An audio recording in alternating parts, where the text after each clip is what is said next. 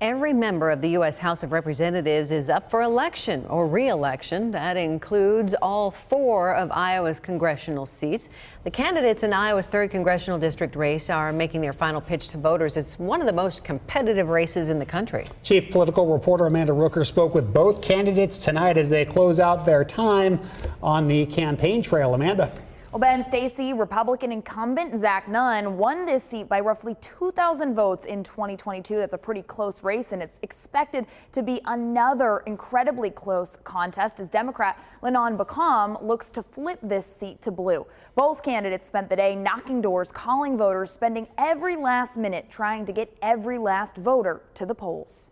Surrounded by supporters rallying in Altoona, we are 24 hours away from what the next chapter of America gets to look like. Zach Nunn delivered his closing argument. Here's what I offer to you in the 3rd district, friends. This is the most competitive district in America. We will deliver. We have stood for Republican principles, but we've worked with independents and Democrats to have real legislation that changes people's lives. The Republican incumbent feeling confident about his ground game. We have knocked tens of thousands of doors just in the last 3 days alone. We've got good phone calls out there, but most importantly, we're very focused on making sure Republicans turn out to vote. And we've seen this in real numbers here in Iowa. We have already surpassed where we were in 2016. We've cut the Democratic advantage in half. Meanwhile, in Franklin Junior High in Des Moines, and in just 24 hours, we're going to make history.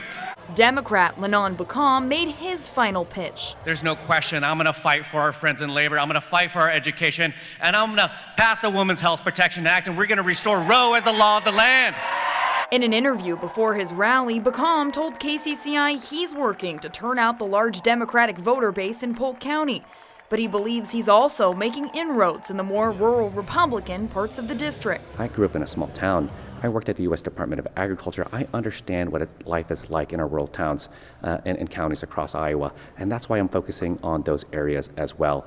For me, it's representing everyone in this district, in our cities like Des Moines, to our suburbs in Dallas County, and to our rural communities across the 3rd district as well. I'm going to represent everyone I can here in Iowa. Both candidates ending the night thanking supporters and reminding Iowans that every vote counts.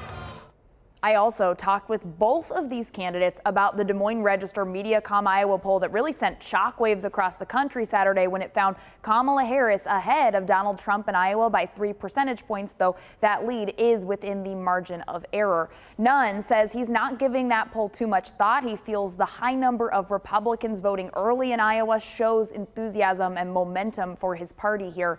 Beckham also says he's not dwelling on the poll. He says he needs to keep working to get voters to the polls, though he did tell me he thinks that poll captured a shift towards Democrats that he says he's also hearing from voters on the campaign trail. We'll see on tomorrow night. Stacey. Oh, we will be watching, certainly. Amanda, thanks. Now, Nunn led Beckham in nearly every Iowa poll except the final one.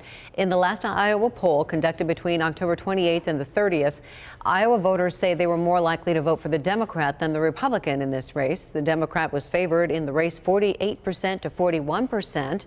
The maximum margin of error for the congressional districts is plus or minus 7.2 percentage points in this poll.